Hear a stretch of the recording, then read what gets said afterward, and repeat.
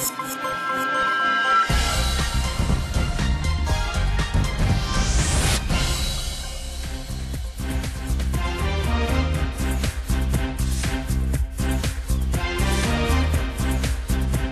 বিরতিহীন সংবাদ রাত ৯টায় বাংলাদেশে। আপনাদের সঙ্গে আছি আমি সুমনা সিং এবং আমি গোলাম কিবরিয়া। জানিয়ে দিচ্ছি শিরোনামগুলো। আয়কর রিটার্ন জমার সময় বাড়ল, সারা কম করদাতাদের, কমেছে রাজস্ব, সম্পদ বৈধ করলেন ৩,৩৫৮ জন।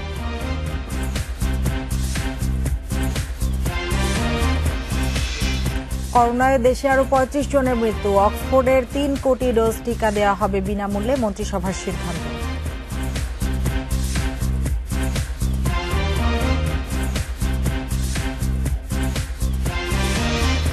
দুর্নীতির টাকায় মিরপুর বিআরটিএর কর্মকর্তা কর্মচারীদের বিলাসী জীবন, অফিস সহকারীও কাজ করেন এসি কক্ষে।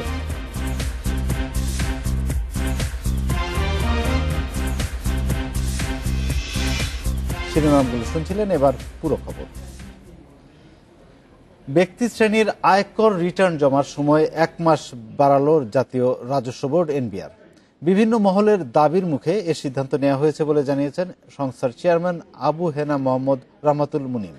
সময় বাড়ানোয় সুদ জরিমানা এড়ানোর সুযোগ পেলেন লাখো করদাতা।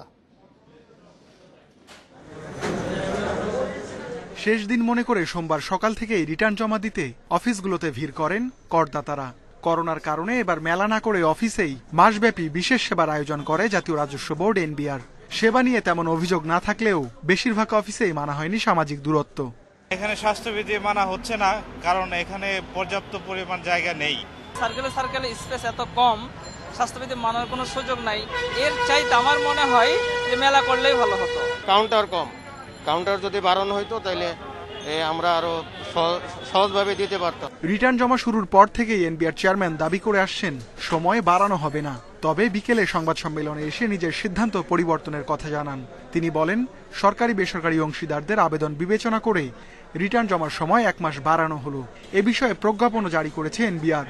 বিশেষ পরিস্থিতি বিবেচনায় জাতীয় রাজস্ব বোর্ড আয়কর রিটার্ন দাখিলের সময়সীমা বর্ধিত করতে পারে।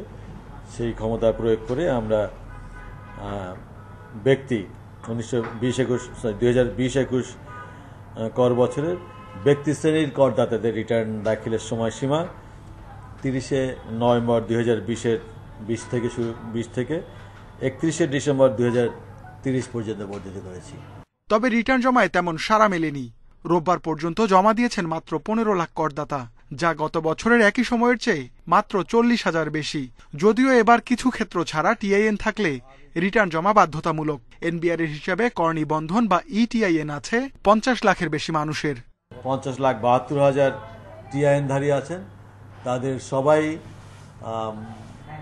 তাদের রিটার্ন দাখিল করতে পারবেন এবং এর ফলে রিটার্ন দাখিল করতে না পারার সময়জনিত বা কোভিডজনিত যে প্রশ্নগুলো, তার সব সমাধান হবে। এর আগে আয়কর দিবস উপলক্ষে আয়োজিত আলোচনায় এনবিআর চেয়ারম্যান বলেন, করের বোঝার কারণে কেউ যেন অর্থ পাচার না করে সে বিষয়ে লক্ষ্য রেখে নীতি নির্ধারণ করতে হবে। কর কর্মকর্তাদের হয়রানি করার মানসিকতা থেকে বের হয়ে আসার নির্দেশ দেন NBR chairman. Ruhul Amin, independent News, Dhaka. চলতি অর্থ বছরে 29 নভেম্বর পর্যন্ত কর দিয়ে অপ্রদর্শিত আয় বৈধ করেছেন ৩,৩৫৮ জন। এ সময় কর আদায় হয়েছে 400 কোটি টাকা। এনবিআর এর কর্মকর্তাদের সূত্রে এসব তথ্য জানা গেছে। এনবিআর এর কর্মকর্তারা জানিয়েছেন, নগদ অর্থ ও অন্যান্য সম্পদ দেখিয়ে আয় বৈধ করেছেন ৩,২২০ জন, যা থেকে কর আদায় হয়েছে ৩৮১ কোটি টাকা। এছাড়া পুঁজিবাজারে অপ্রদর্শিত আয় বিনিয়োগ করেছেন ১৩৮ জন, যা থেকে কর এসেছে প্রায় ১৯ কোটি টাকা। তবে এ বিষয়ে কিছু জানাননি এনবিআর চেয়ারম্যান। বিশ্লেষকেরা বলছেন, অল্প সম্পদের মালিকরা অপ্রদর্শিত আয় বৈধ করার সুযোগ নিলেও সামাজিক অবস্থার কারণে এই সুবিধা গ্রহণ করেন না বেশি অবৈধ সম্পদশালীরা।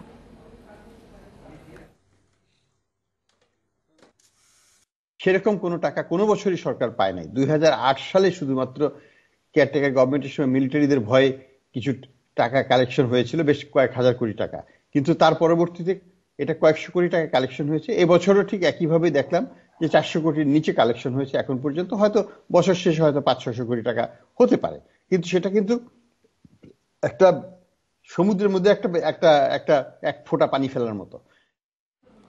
আর এ নিয়ে আলোচনা করতে রাজধানীর বারিধারা থেকে আমাদের সঙ্গে যুক্ত আছেন জাতীয় রাজস্ব বোর্ডের কর কমিশনার ফজলুল হক আরিফ। জনাব ফজলুল হক আরিফ, আপনাকে স্বাগত।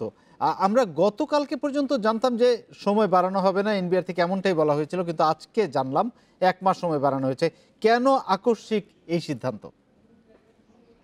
জাতীয় রাজস্ব বোর্ডের সকল কার্যক্রম করদাতা কেন্দ্রিক, আইন ও মানুষের জন্য এবং করদাতাদের জন্যই। Aim of law is also for the citizen. জাতীয় রাজস্ব বোর্ডের বিভিন্ন পর্যায়ে জাতীয় রাজস্ব বোর্ডের নিকট চেম্বারগুলো সহ কয়েকদিন ধরেই বিশেষভাবে অনুরোধ জানানো হচ্ছিল সময় বাড়ানোর জন্য। মিডিয়া এবং প্রেসও আমরা সেটা দেখেছি। জাতীয় রাজস্ব বোর্ড এই বিপুল উৎসাহ এবং অনুরোধের কারণে এবং যারা প্রথমবারের মতো টিআইএন থাকলে রিটার্ন দিবেন, কোভিডের কারণে তাদের পরিস্থিতি বিবেচনা করেই বোধ করি এমন সুযোগটি দিয়েছে।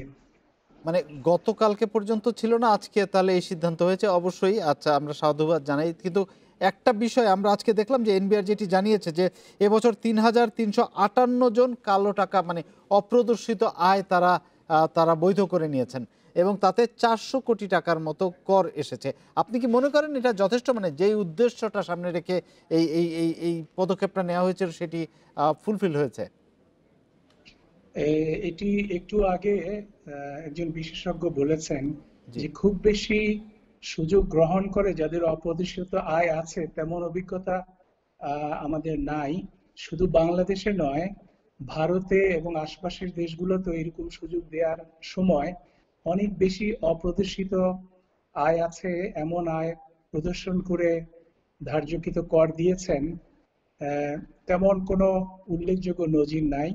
তবে 400 কোটি টাকা যেটা এসছে আরো আসার সুযোগ আছে, কারণ বিপুল সংখ্যক লোক এখনো আয়কর রিটার্ন দাখিল করেননি। সময় বাড়ানোর কথা শুনে আজকেও যারা তড়িঘড়ি করে আসতে পারতেন বা বিকেলে আসার চেষ্টা করেছেন বা কাছাকাছি ছিলেন, তারা হয়তো কিছুটা সময় নিয়ে রিটার্ন দাখিল করবেন এবং আমরা আশা করছি যে এই অপ্রদর্শিত আয়ের যে সুযোগ এবার দেয়া হয়েছে আরো বেশ কিছু লোক তা গ্রহণ করবেন। যে আরেকটি বিষয় আমরা জানলাম এনবিআর এর কাছ থেকে, সেটি হচ্ছে বাংলাদেশে মানে টিআইএন নাম্বার আছে এরকম ব্যক্তি প্রায় 50 লাখের বেশি, কিন্তু কর দিয়ে দিচ্ছেন আমরা দেখলাম যে 15 লাখের মতো এই পর্যন্ত জমা পড়েছে।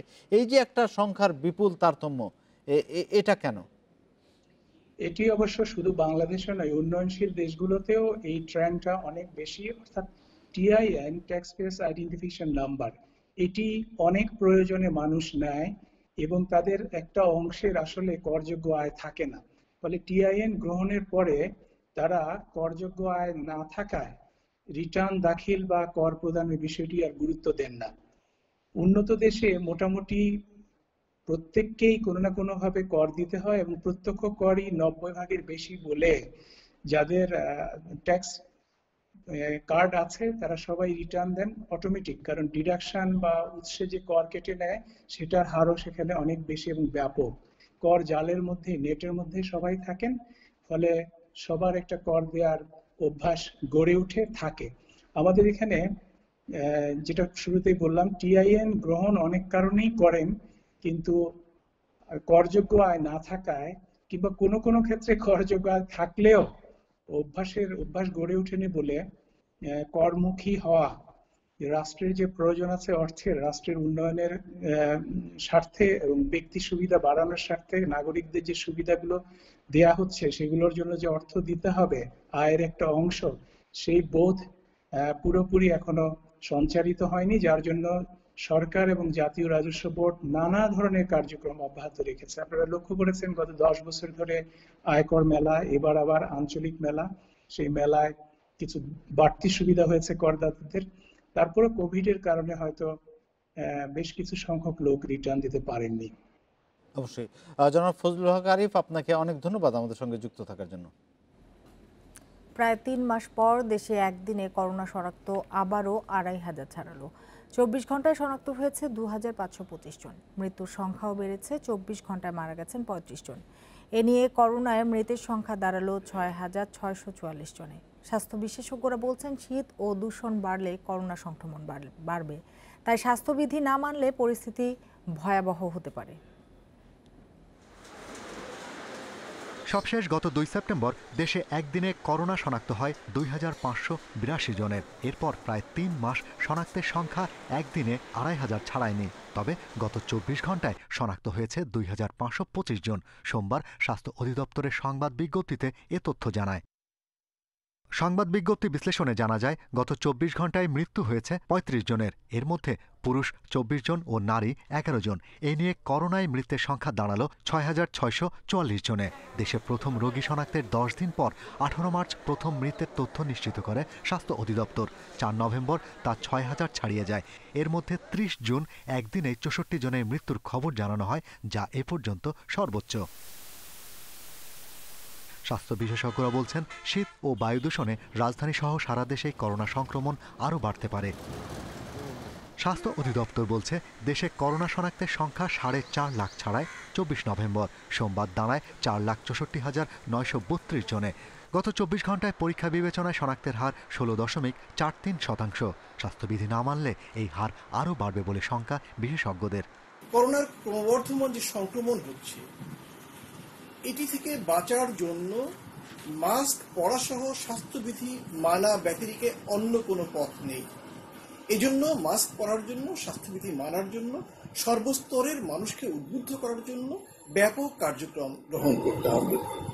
জনস হপকিন্স বিশ্ববিদ্যালয়ের তালিকায় বিশ্বের শনাক্তের দিক থেকে 26তম স্থানে বাংলাদেশ, আর মৃতের সংখ্যায় রয়েছে 33তম অবস্থানে। Shahriar Anirban, Independent News, Dhaka.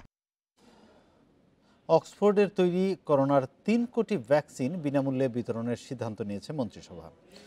সোমবার মন্ত্রিসভার বৈঠক শেষে একথা জানিয়েছেন মন্ত্রিপরিষদ সচিব খন্দকার আনোয়ারুল ইসলাম। তিনি আরও জানান, করোনার ভ্যাকসিন কিনতে স্বাস্থ্যসেবা বিভাগকে 735,77,50,000 টাকা বরাদ্দ দিয়েছে অর্থ মন্ত্রণালয়। সোমবার প্রধানমন্ত্রী শেখ হাসিনার সভাপতিত্বে সচিবালয়ে বসে মন্ত্রিসভার বৈঠক। গণভবন থেকে প্রধানমন্ত্রী এবং সচিবালয়ে মন্ত্রিপরিষদ বিভাগ থেকে যোগদান মন্ত্রীরা। প্রায় 3 ঘন্টা চলে এ বৈঠক। মন্ত্রিসভার বৈঠকে কোভিডের দ্বিতীয় ঢেউ মোকাবিলা ও ভ্যাকসিন সংগ্রহের সর্বশেষ অগ্রগতি নিয়ে আলোচনা হয়।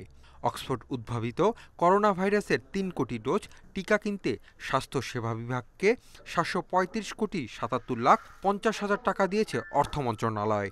বিশ্ব স্বাস্থ্য সংস্থার প্রোটোকল অনুযায়ী দেশের জনসাধারণকে তা বিনামূল্যে দেওয়া হবে। মানুষ তো পয়সা দিবে না, মানুষকে তো বিনা পয়সা দেওয়া হবে। এই ভ্যাকসিন যেটা আসতেছে এটা বিনা পয়সায় দেওয়া হবে। মন্ত্রিপরিষদ সচিব আরও জানান, বিশ্ব স্বাস্থ্য সংস্থার গাইডলাইন অনুযায়ী অক্সফোর্ডের করোনা টিকা সংগ্রহের পর চিকিৎসক সহ স্বাস্থ্যকর্মী, আইনশৃঙ্খলা বাহিনীর সদস্য, প্রশাসনের কর্মকর্তা ও গণমাধ্যম কর্মীদের অগ্রাধিকার ভিত্তিতে দেওয়া হবে। তো WHO এর একটা প্রোটোকল আছে যে প্রথমে কারা পাবে, সেকেন্ডে কারা পাবে, এগুলো WHO করে দিচ্ছে একটা প্রোটোকল। সেই অনুযায়ী ওরা একটা প্রোগ্রাম ডেভেলপ করতেছে। এছাড়াও জাতীয় জরুরি সেবা 999 নীতিমালা 2020-এর খসড়া অনুমোদন দিয়েছে মন্ত্রিসভা।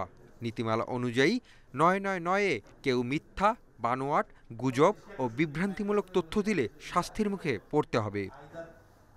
Hasib Mahmud Shah, independent News, Dhaka. সবার মাস্ক ব্যবহার নিশ্চিত করতে রাজধানী জুড়ে আজও অভিযান চালিয়েছে ঢাকা জেলা প্রশাসন। ফার্মগেট, উত্তরা, কামরাঙ্গীর চর সহ 10টি স্থানে মাস্ক না পরায় 116 জনকে প্রায় 26,000 টাকা জরিমানা করেছে ভ্রাম্যমাণ আদালত। মাস্ক ব্যবহার নিশ্চিত করতে আরও কঠোরভাবে আইন প্রয়োগের কথা জানিয়েছেন মন্ত্রিপরিষদ সচিব।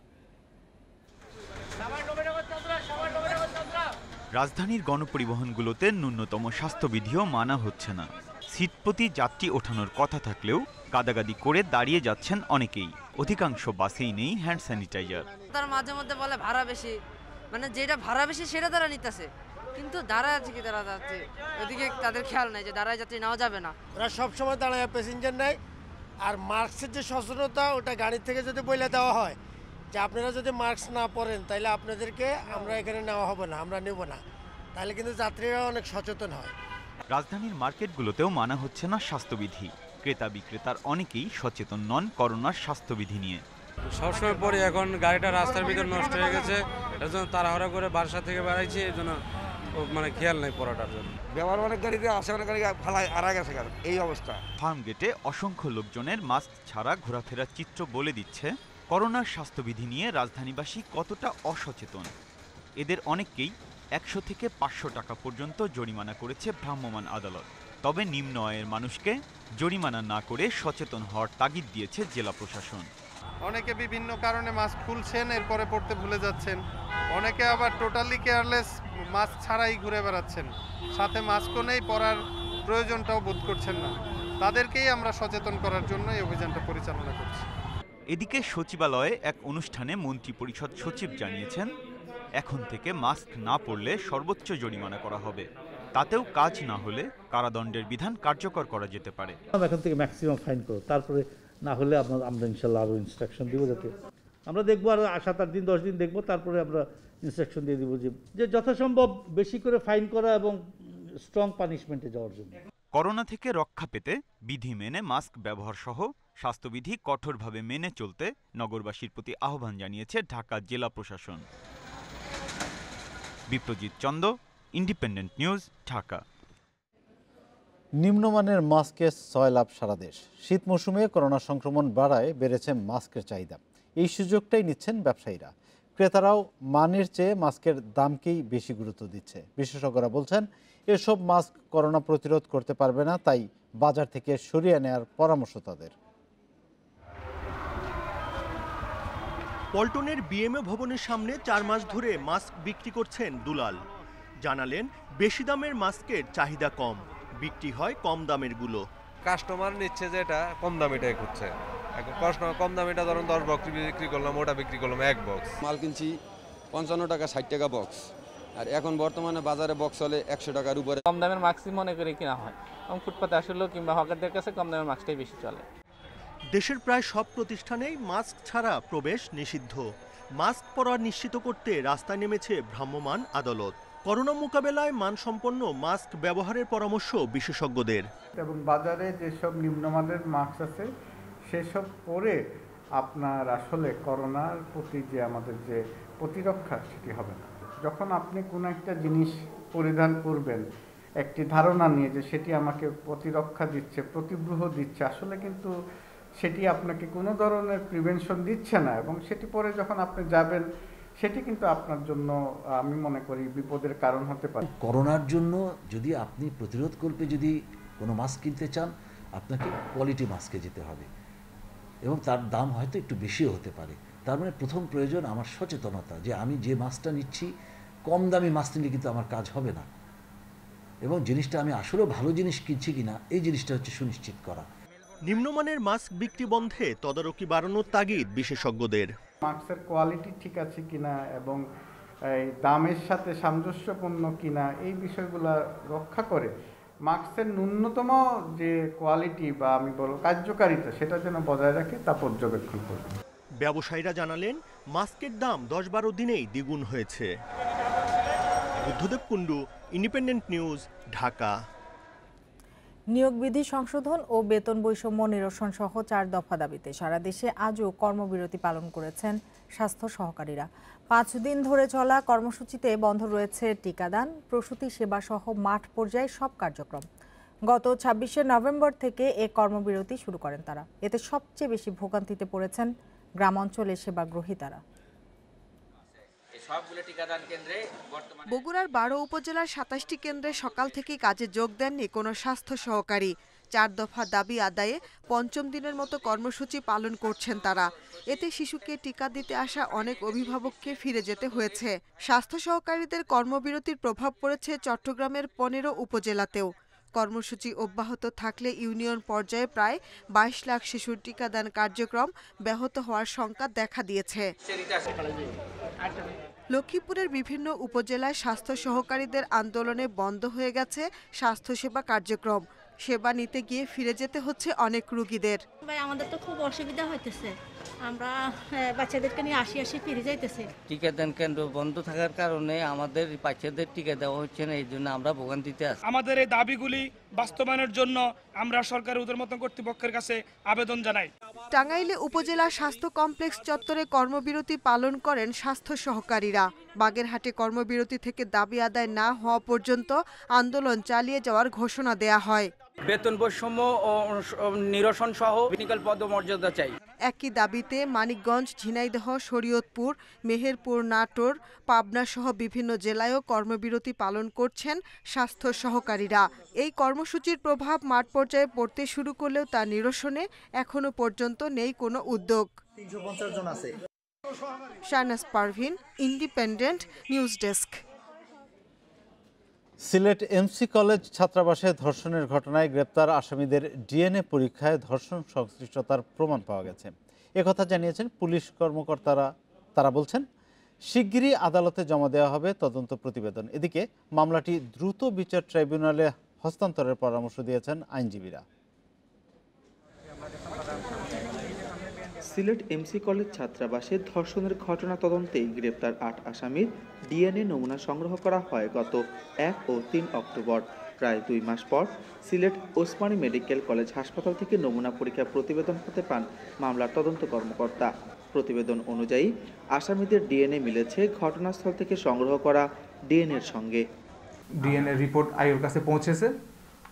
শীঘ্রই এই মামলার পুলিশ রিপোর্ট তথা চার্জশিট বিজ্ঞ আদালতে দাখিল করা হবে। ডিএনএ রিপোর্টের আসামিদের সংশ্লিষ্টতা পাওয়া গিয়েছে এবং চার্জশিট দাখিলে সেটা বিস্তারিত জানা যাবে। ডিএনএ প্রতিবেদনের জন্য অপেক্ষা করতে হয়েছে বলে তদন্ত কাজ ২ মাস পিছিয়েছে বলে মনে করছেন আইনজীবীরা। তবে দ্রুত বিচার ট্রাইব্যুনালে হস্তান্তরের মাধ্যমে মামলার বিচার ২ মাসের মধ্যে শেষ করা প্রয়োজন বলে মনে করছেন তারা।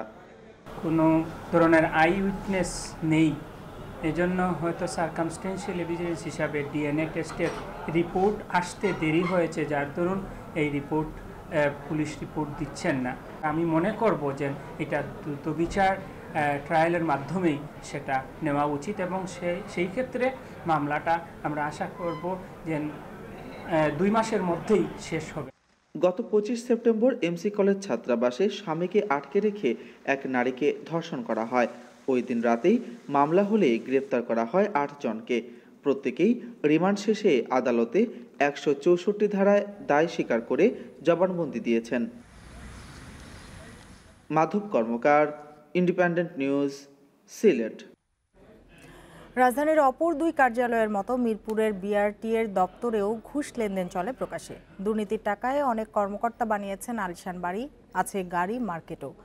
বিস্ময়কর হচ্ছে, অফিস সহকারীরা কাজ করেন শীতাতপ নিয়ন্ত্রিত বিলাসবহুল কক্ষে। দালাল চক্রের সঙ্গে যোগসাজশের অভিযোগ রয়েছে কর্মরত আনসার সদস্যদের বিরুদ্ধেও।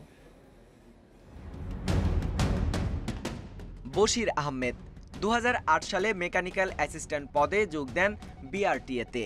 পরে 2014 সালে মোটরযান পরিদর্শক পদে পদোন্নতি পেয়ে জোয়ার সাহারা লাইসেন্স শাখার দায়িত্ব পান। তার বিরুদ্ধে ঘুষ বাণিজ্য সহ নানা অনিয়মের তথ্য পেয়ে অনুসন্ধানে নামে ইন্ডিপেন্ডেন্ট টিম। পরে আশুলিয়ার জিরাবুতে বশির ও তার 3 ভাইয়ের নামে পাওয়া যায় এই 7 তলা বাড়ি, যা করা হয়েছে 3 বছর হলো। বৈষ্ণব থাকেন, বৈষ্ণবের বড় ভাই থাকেন, বিআরটিসিতে আছে, বিআরটিসির বড় অফিসার। জিরাবো স্ট্যান্ডেও রয়েছে 3 তলার মার্কেট, যার মালিক বশির ও তার 3 ভাই। এর ঠিক পাশেই নির্মাণাধীন 8 তলা ইয়াসিন প্লাজার মালিকও তারা। মালিক বশির আহমেদ, বললাম না, বশির আহমেদ। বশিরের সম্পদের বিষয়ে জানতে চাইলে তিনি জানান, পারিবারিকভাবেই এসব পেয়েছেন তিনি। আমার নাম ভারী মার্কেট নাই, আমার হলো যৌথ ফ্যামিলি, আমাদের ফ্যামিলি আছে। 22 অক্টোবর 2020। চোখ রাখা যাক জোয়ার সাহারা লাইসেন্স শাখার দিকে। হ্যান্ড মাইক ব্যবহার করে ড্রাইভিং লাইসেন্স পরীক্ষার রেজাল্ট কার্ড বিলি করছিলেন এক দালাল। অথচ বিআরটি এর কর্মচারী ছাড়া কারো এই দায়িত্ব পালনের সুযোগ নেই।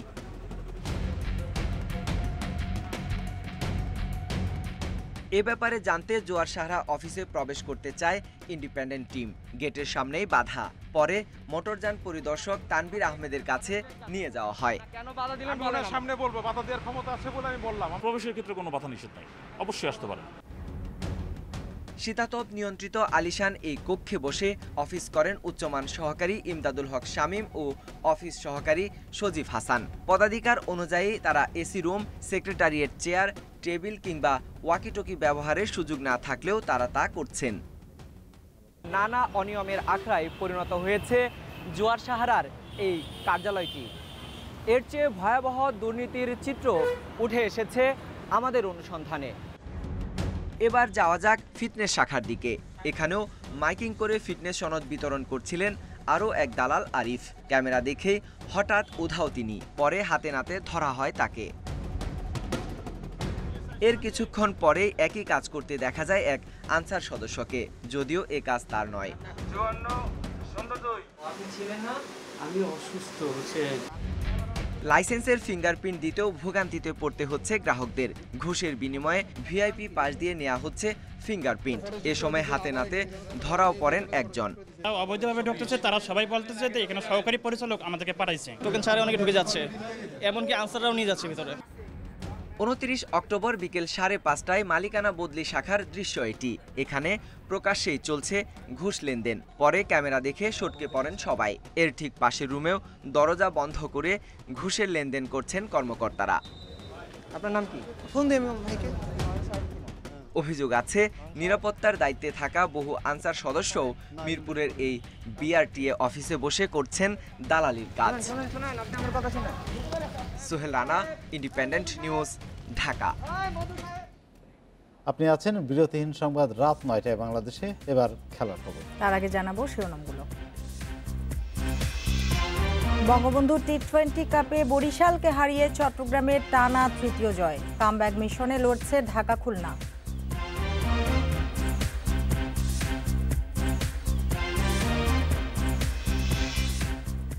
জাতীয় ফুটবল দলের কাতার পরীক্ষার প্রস্তুতি চলছে ঠিকঠাকভাবে। প্রতি সেশনে উন্নতির চেষ্টা মামুনুল বাহিনীর।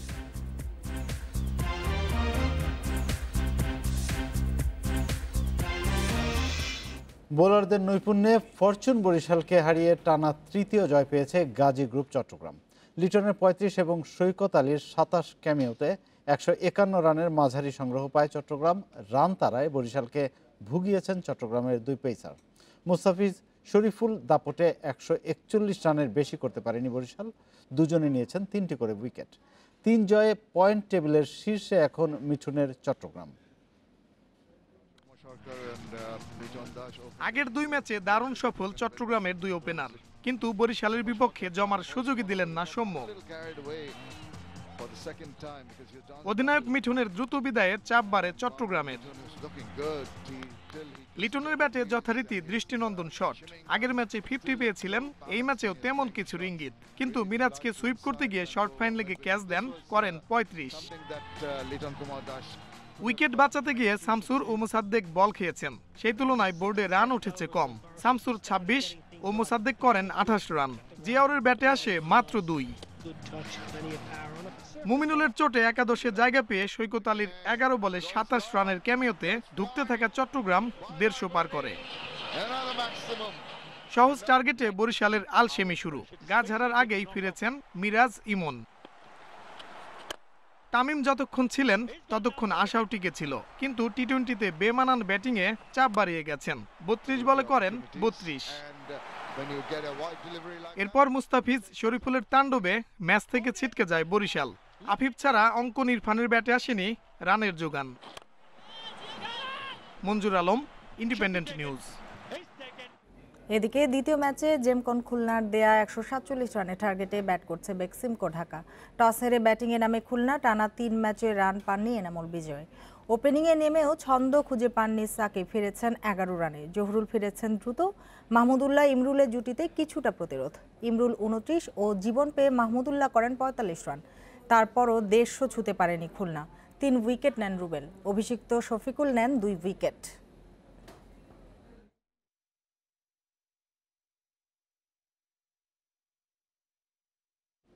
বঙ্গবন্ধু টি-20 কাপে ধারাবাহিক নন সিনিয়ররা, তাল মেলাতে পারছেন না জুনিয়ররাও, তাতে খুব একটা হতাশ নন মিনহাজুল আবেদিন নান্নু। এদিকে মুমিনুলের ইনজুরি নিয়ে খুব একটা চিন্তিত নন প্রধান নির্বাচক। বিশ্বাস করেন সার্জারির পর উইন্ডিজের বিপক্ষে টেস্ট সিরিজে ফিরবেন অধিনায়ক। দুই দলের 2 দিনের 2 ম্যাচ, এরপর 3 দলের প্রেসিডেন্টস কাপ, এখন চলছে 5 দলের টি-20 কাপ। সব মিলিয়ে ধীরে ধীরে করোনা পরিস্থিতির সাথে মানিয়ে নিচ্ছে বোর্ড ও ক্রিকেটাররা। এখন পর্যন্ত সবকিছুই ঠিকঠাক চলছে। নির্বাচকেরা মাঠের খেলায় মন দিয়েছেন, ক্রিকেটারদের দেখে নেওয়ার কাজ শুরু করেছেন। সামনে ঘরোয়া গণ্ডি পেরিয়ে আন্তর্জাতিক অঙ্গনে ফিরবে টিম টাইগার্স। নিয়মিত সদস্যরা নিয়মিত রান পাচ্ছেন না, বেশিরভাগ সিনিয়র এখনও ছন্দে ফেরেননি। ওয়েস্ট ইন্ডিজ সিরিজের দল গঠনে সেজন্যই তাড়াহুড়ো করছেন না নির্বাচকেরা। আয়ুব আবুলের থেকে প্লেয়ারদের পারফরমেন্স দেখা হচ্ছে এবং ওদের অ্যাপ্রোচ অ্যাবিলিটি টি-20তে, এবং অনেক খেলোয়াড়ের যথেষ্ট অপরচুনিটি এবার পাচ্ছে, কারণ ফরেন প্লেয়াররা নাই, বিপিএলে যে জিনিসটা থাকে। তো সব দিক দিয়ে বলো সার্বিকভাবে আমরা যথেষ্ট ভালো অবস্থানে আছি এবং প্লেয়ারদেরকেও দেখা হচ্ছে ওদের পারফরমেন্স পুরোপুরি। দল গঠন নিয়ে মাথা ব্যথা না থাকলেও নতুন করে বিপত্তি বেঁধেছে মুমিনুলের ইনজুরিতে। আঙুলের ব্যথায় ছিটকে গেছেন টি-20 কাপ থেকে। বিসিবির মেডিকেল টিম রিপোর্ট দেখার পর জানা গেছে সার্জারি লাগবে টেস্ট অধিনায়কের। তাতে ক্যারিবিয়ানদের বিপক্ষে টেস্টে তাকে পাওয়া নিয়ে শঙ্কা তৈরি হয়েছে। এই মুহূর্তে বলা মুশকিল, কারণ এখনো পুরো মেলটা আমরা পাইনি। তারপরে যেহেতু সময় আছে, এখনো টেস্ট ক্রিকেটের আগে যথেষ্ট সময় আছে, এর মধ্যে আশা করছি যে ও রিকভারি করতে পারে। 20 ওভারের ম্যাচে নতুনরা সুযোগ পাচ্ছেন, তাদের অ্যাপ্রোচ কমিটমেন্টে করা নজর প্রধান নির্বাচকের। Mazharul Islam, independent news. কাতারে 2টি প্রস্তুতি ম্যাচেই হেরেছে জাতীয় দল, তবে মূল লড়াইয়ের জন্য কম্বিনেশন প্ল্যানিং গুছিয়ে নিতে পেরেছে কোচিং স্টাফ। প্রতি ট্রেনিং সেশনে উন্নতির লক্ষ্যে কাজ করে যাচ্ছেন ফুটবলাররা, তবে হেড কোচ জেমি ডের অনুপস্থিতি কিছুটা হলেও ভোগাচ্ছে। সিনিয়র সদস্য মামুনুল ইসলাম বলেছেন, জেমি মানেই বাড়তি অনুপ্রেরণা, তবে তার শূন্যতায় কোচিং স্টাফের বাকিরা সব ঠিকঠাক চালিয়ে নিচ্ছেন। একদিন বিরতির পর সোমবার ট্রেনিং সেশনে প্রতিটি বিভাগে কাজ হয়েছে, পাশাপাশি নিজেদের মধ্যে ছোট পরিসরে ম্যাচ খেলেছে দল। শুক্রবারের কঠিন পরীক্ষায় কাতারের আক্রমণ রুখতে বেগ পেতে হবে গোলকিপারদের। রানা, জিকো, পাপ্পুদের নিয়ে তাই আলাদাভাবে কাজ করছেন গোলকিপিং কোচ লেস ক্লিভলি।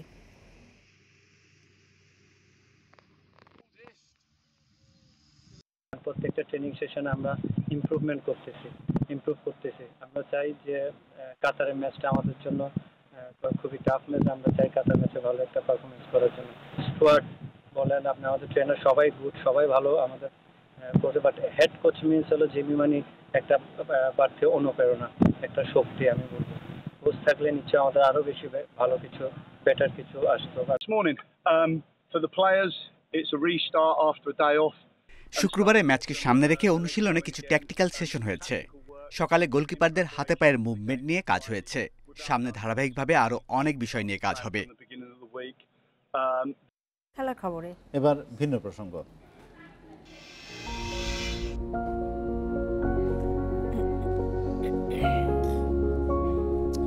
মার্কিন পপ তারকা চেরের চেষ্টায় অবশেষে ইসলামাবাদ চিড়িয়াখানা থেকে কম্বোডিয়ার অভয়ারণ্যে নিঃসঙ্গ হাতি কাভান। 2012 সালে পুরুষ সঙ্গীর মৃত্যুর পর থেকে একাকী জীবনযাপন করছিল হাতিটি। 36 বছরের কাভানকে পৃথিবীর নিঃসঙ্গ হাতি হিসেবে উপাধি দেওয়া হয়। হাতিটিকে মুক্ত করতে ইসলামাবাদে আদালতে শরণাপন্ন হন পরিবেশ কর্মীরা।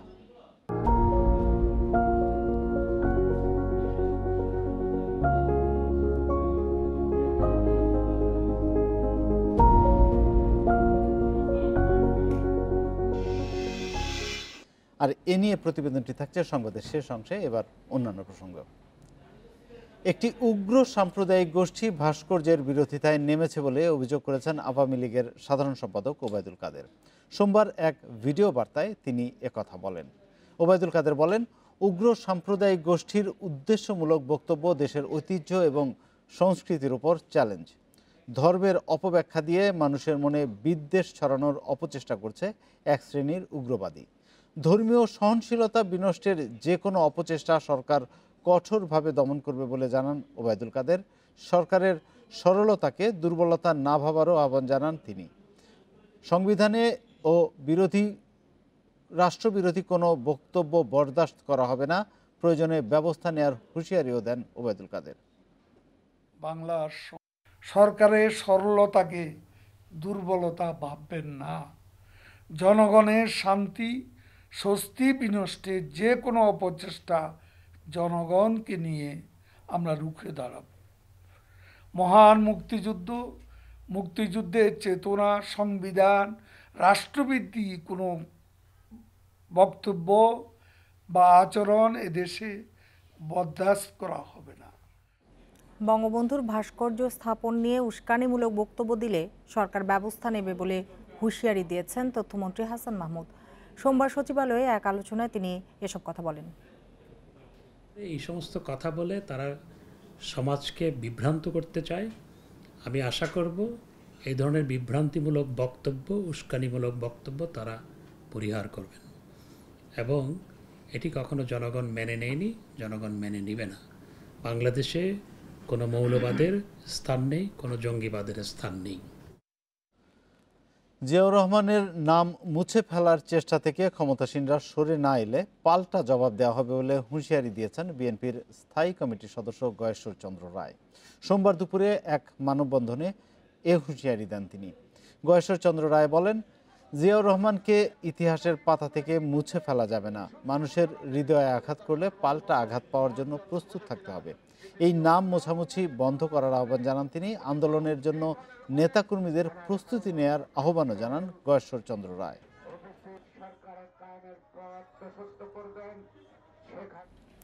প্রথম দফার পৌর নির্বাচনে 23 পৌরসভার জন্য দলীয় প্রার্থী ঘোষণা করেছে বিএনপি। তবে পাবনার চাটমোহর ও ঢাকার ধামরাইয়ের প্রার্থী এখনও ঘোষণা করা হয়নি। সোমবার দলের মহাসচিবের সই করা প্রত্যয়নপত্র প্রার্থীদের হাতে তুলে দেন বিএনপি চেয়ারপারসনের একান্ত সচিব ABM আব্দুস সাত্তার ও দলের ভারপ্রাপ্ত তথ্য ও গবেষণা বিষয়ক সম্পাদক রিয়াজ উদ্দিন। 28 ডিসেম্বর প্রথম দফার পৌর নির্বাচনে ভোট গ্রহণ হচ্ছে দেশের 25টি পৌরসভায়।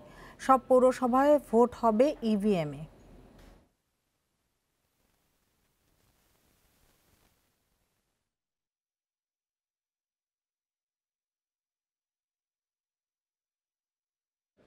ঢাকা রিপোর্টার্স ইউনিটি DRU নির্বাচনের সভাপতি পদে মোরসালিন নোমানী এবং সাধারণ সম্পাদক পদে মশিউর রহমান খান জয়ী হয়েছেন। সন্ধ্যায় ভোট গণনা শেষে নির্বাচন কমিশনার মঞ্জুরুল আহসান বুলবুল এই ফল ঘোষণা করেন।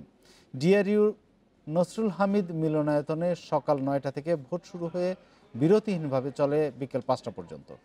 ঢাকার রিপোর্টার্স ইউনিটির 1693 জন সদস্যের মধ্যে 1381 জন সদস্য ভোট দেন। সভাপতি পদে প্রতিদ্বন্দ্বিতা করেন 3 জন। তাদের মধ্যে বিজয়ী বাসসের জ্যেষ্ঠ প্রতিবেদক নোমানী ভোট পেয়েছেন 526টি। সাধারণ সম্পাদক পদে বিজয়ী প্রার্থী সমকালের জ্যেষ্ঠ প্রতিবেদক মশিউর রহমান পেয়েছেন 692 ভোট। সহসভাপতি পদে ইন্দো বাংলা টিভির ব্যুরো চিফ ওসমান গনি বাবুল, যুগ্ম সাধারণ সম্পাদক পদে আরাফাত দাড়িয়া, সাংগঠনিক সম্পাদক মইনুল হাসান সোহেল, দপ্তর সম্পাদক পদে মোহাম্মদ জাফর ইকবাল, তথ্য প্রযুক্তি ও প্রশিক্ষণ সম্পাদক পদে হালিম মোহাম্মদ, ক্রীড়া সম্পাদক পদে মাকসুদা লিসা, সংস্কৃতি সম্পাদক পদে মিজান চৌধুরী, আপ্যায়ন সম্পাদক পদে মোহাম্মদ নঈমুদ্দিন নির্বাচিত হয়েছেন। সদস্য পদে M জসিম, আজিজুর রহমান, রুমানা জামান, মোহাম্মদ মাহবুবুর রহমান, রফিক রাফি, নার্গিস জুঁই এবং জাহাঙ্গীর কিরণ নির্বাচিত হয়েছেন। এছাড়া অপর কোনো প্রার্থী না থাকায় নারী বিষয়ক সম্পাদক পদে রীতা নাহার, প্রচার ও প্রকাশনা সম্পাদক পদে মাইদুর রহমান রুবেল এবং কল্যাণ সম্পাদক পদে খালিদ সাইফুল্লাহ বিনা প্রতিদ্বন্দ্বিতায় নির্বাচিত হন। এই উৎসবে আমরা সব ভাই DRUর বর্তমান কমিটি এবং এর নির্বাচন নোমানীকে তার সংক্ষিপ্ত বক্তব্য রাখেন। ঢাকা মহানগর দক্ষিণ যুবলীগের বহিষ্কৃত সভাপতি ইসমাইল চৌধুরী সম্রাট ও তার সহযোগী এনামুল হক আরমানের বিরুদ্ধে মাদক আইনে করা মামলায় অভিযোগ গঠনের শুনানির জন্য 7 জানুয়ারি দিন ধার্য করেছে আদালত। সোমবার মামলার অভিযোগ গঠন শুনানির জন্য দিন ধার্য ছিল। আদালতে অভিযুক্ত আরমানকে হাজির করা হলেও সম্রাট হাসপাতালে ভর্তি থাকায় তাকে হাজির করা সম্ভব হয়নি। তাই সময়ের আবেদন করে রাষ্ট্রপক্ষ। ঢাকার 7ম অতিরিক্ত মহানগর দায়রা জজ তেহসিন ইফতেখারের আদালত সময়ের আবেদন মঞ্জুর করে 7 জানুয়ারি অভিযোগ গঠনের শুনানির দিন ধার্য করেন। এর আগে গত 20 অক্টোবর ঢাকা মহানগর দায়রা জজ KM ইমরুল কায়েস মাদক মামলার অভিযোগপত্র আমলে নেন। এরপর বিচারের জন্য মামলাটি 7ম অতিরিক্ত মহানগর দায়রা জজ আদালতে বদলির আদেশ দেন তিনি। 9 ডিসেম্বর রাজধানীর রমনা থানায় মাদক আইনে করা মামলায় সম্রাট ও এনামুল হক আরমানের বিরুদ্ধে চার্জশিট দেয় র্যাব। দেশব্যাপী ক্যাসিনো বিরোধী অভিযানে গেল বছরে 6 অক্টোবর কুমিল্লা 14 গ্রাম থেকে আটক করা হয় ঢাকা দক্ষিণ যুবলীগের বহিষ্কৃত সভাপতি সম্রাটকে।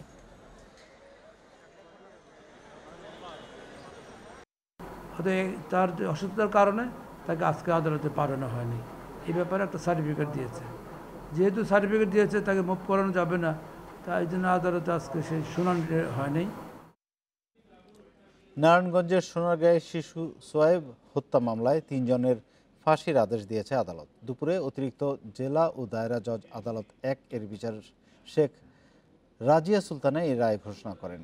মৃত্যুদণ্ডপ্রাপ্তরা হলেন ফজল মুন্সি, রাজু মিয়া এবং জসিম। এছাড়া নাসির উদ্দিনকে 10 বছরের সশ্রম কারাদণ্ড দেওয়া হয়। রাষ্ট্রপক্ষের আইনজীবী আব্দুর রহিম জানান, 2013 সালের 20 ফেব্রুয়ারি পাখির প্রলোভন দেখিয়ে অপহরণ করা হয় শিশু সোয়েবকে।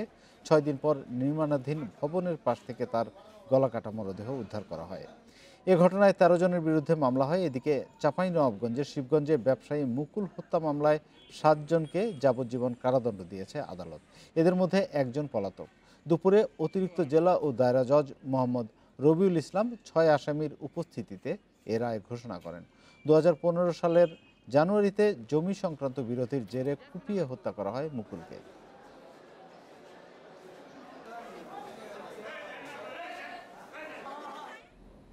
উত্তরাঞ্চলের কয়েকটি জেলায় বইছে মৃদু শৈত্যপ্রবাহ। ডিসেম্বরের মাঝামাঝি থেকে জানুয়ারি পর্যন্ত সারা দেশে বয়ে যেতে পারে কয়েকটি শৈত্যপ্রবাহ। আবহাওয়া অফিস বলছে, ঘূর্ণিঝড়ের সম্ভাবনা না থাকায় এবার দেশে শীতের প্রকোপ কম থাকবে। তবে হিমালয়ের পাশের জেলাগুলোতে শীতের প্রকোপ একটু বেশি থাকতে পারে। হিমালয়ের পাদদেশ থেকে উত্তরাঞ্চলের বিভিন্ন জেলা হয়ে দেশে আসছে হিম বাতাস। এর ফলে পঞ্চগড়, কুড়িগ্রাম সহ কয়েকটি জেলায় এখন থেকেই বেশি শীত অনুভূত হচ্ছে। 28 নভেম্বর তেঁতুলিয়ায় সর্বনিম্ন তাপমাত্রা ছিল 9.6 ডিগ্রি সেলসিয়াস। মৃদু শৈত্যপ্রবাহ ও ঘন কুয়াশার কারণে সবচেয়ে বেশি বিপাকে পড়ছেন নিম্ন আয়ের মানুষ। উত্তরের জেলাগুলোতে সন্ধ্যার পর থেকে ভোর পর্যন্ত কুয়াশার সাথে হিমালয় থেকে আসা ঠান্ডা বাতাসে বাড়ছে দুর্ভোগ। কুয়াশা বেশি পড়ছে আর আপনার এই ঠান্ডা ভালোই পড়ছে। আপনার শীত বেশি পড়ার কারণে একটু আমরা নিম্ন শ্রেণীর মানুষ একটু কষ্ট পাচ্ছি। আবহাওয়া অফিস বলছে, তেঁতুলিয়ায় 2018 সালের 6 জানুয়ারি দেশের ইতিহাসের সর্বনিম্ন তাপমাত্রা ছিল 2.6 ডিগ্রি সেলসিয়াস। তবে এবার তাপমাত্রা এত কমবে না। সর্বনিম্ন তাপমাত্রা যখন বাংলাদেশে ছিল একবার, ওরকম হওয়ার সম্ভাবনা আমরা এখনো দেখছি না, ওরকম টেম্পারেচার হওয়ার। কিন্তু মানুষ ঠান্ডার অনুভূতি একটু কম পাবে, কারণ আমাদের সর্বোচ্চ এবং সর্বনিম্ন তাপমাত্রার মধ্যে পার্থক্যটা এখনো আছে। আবহাওয়া অফিস বলছে, সম্প্রতি আন্দামান সাগরে সৃষ্ট ঘূর্ণিঝড় নিভার দেশে আঘাত হানতে পারে এমন আশঙ্কা থাকলেও তা ভারতে আঘাত হানে। ফলে শীতের মৌসুমে ঠান্ডা বাতাস ও বৃষ্টি থেকে রক্ষা পেয়েছে দেশ। সেই সাথে পূর্ব আন্দামান সাগরে আরও একটি ঘূর্ণিঝড় সৃষ্টি হচ্ছে, সেটিরও বাংলাদেশে আঘাত হানার সম্ভাবনা নেই। তাই এবার শীতে তাপমাত্রা রেকর্ড পরিমাণ কমার সম্ভাবনা দেখছে না আবহাওয়া অফিস। সমুদ্রে কোনো লো প্রেশার নাই, তখন করে কি আমাদের এই সময় যে বাতাসটা উত্তর পূর্ব দিক থেকে চলে আসে, যে উত্তর পূর্ব তো হিমালয়, সেখানে প্রচুর ঠান্ডা বরফ, সেই বরফের পাশ থেকে ঠান্ডা বাতাসটা যখন বাংলাদেশের উপর থেকে প্রবাহিত হয়, তখনই এই শৈত্যপ্রবাহটা চলে আসে। ঢাকায় নভেম্বরের সর্বনিম্ন তাপমাত্রা রেকর্ড করা হয় 17 ডিগ্রি সেলসিয়াস। তাই ঢাকায় এখনও শৈত্যপ্রবাহ দেখা যায়নি বলে জানাচ্ছে আবহাওয়া অফিস। কর্মকর্তারা জানান, তাপমাত্রা 10 ডিগ্রি সেলসিয়াসের নিচে চলে গেলে তখন তাকে মৃদু শৈত্যপ্রবাহ, 8 ডিগ্রির নিচে গেলে মাঝারি শৈত্যপ্রবাহ ও 6 ডিগ্রির নিচে গেলে তীব্র শৈত্যপ্রবাহ বলা হয়। সেক্ষেত্রে এবার দেশে তীব্র শৈত্যপ্রবাহের সম্ভাবনা অনেক কম বলেও জানায় আবহাওয়া অফিস। মাহমুদ শরীফ, ইন্ডিপেন্ডেন্ট নিউজ, ঢাকা। যত্নের অভাবে মরতে বসেছে 500 বছরের প্রাচীন তেঁতুল গাছ। এরই মধ্যে শুকিয়ে গেছে বৃক্ষটির অগ্রভাগ, কাণ্ডের কাছে অনেক জায়গায় ধরেছে পচন।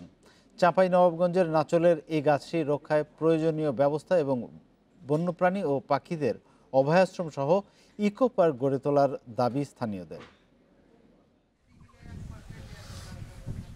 ডালপালা ছড়িয়ে 500 বছর ধরে এখনও নিজের অস্তিত্ব জানান দিচ্ছে তেঁতুল গাছটি।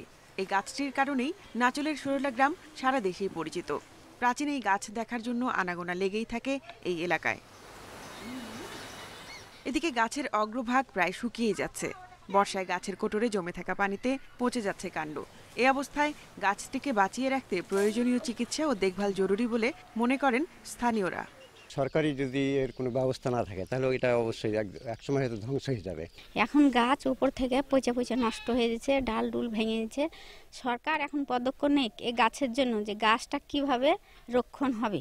পানি টানি হলে রাস্তাটা বন্ধ হয়ে যায় কাদার সময়, কারণ গাড়ি টাড়ি আসতে পারে না, এটা একটা সমস্যা। তো রাস্তাটা হয়ে গেলে গাছের জন্য একটা ভালো হয়, মানুষের আশাটা এখানে ভালো হয়। মূল সড়ক থেকে 1 কিলোমিটার ভেতরে অবস্থান তেঁতুল গাছটির, কিন্তু সেখানে যাওয়ার পাকা সড়ক নেই, ফলে বিপাকে পড়েন দর্শনার্থীরা। সড়ক নির্মাণ ও গাছটি রক্ষায় প্রয়োজনীয় ব্যবস্থা নেওয়ার কথা জানায় উপজেলা প্রশাসন। সরজমিনে দেখে যদি ওনার ট্রিটমেন্টের প্রয়োজন হয় আমরা হয়তো হর্টিকালচারের সঙ্গে যোগাযোগ করে তাদেরকে নিয়ে এসে দেখাবো। গাছটাকে আমাদের সুরক্ষা করতে হবে, এটা আসলেই একটা আমাদের প্রত্নতাত্ত্বিক নিদর্শন হিসেবেই আমি মনে করি। বড় এবং উঁচু হওয়া এই তেঁতুল গাছ বন্যপ্রাণী ও পাখিদের অভয় আশ্রম, তাই পাখি গাছটি সংরক্ষণ জরুরি বলছেন পরিবেশবাদীরা। Independent News desk.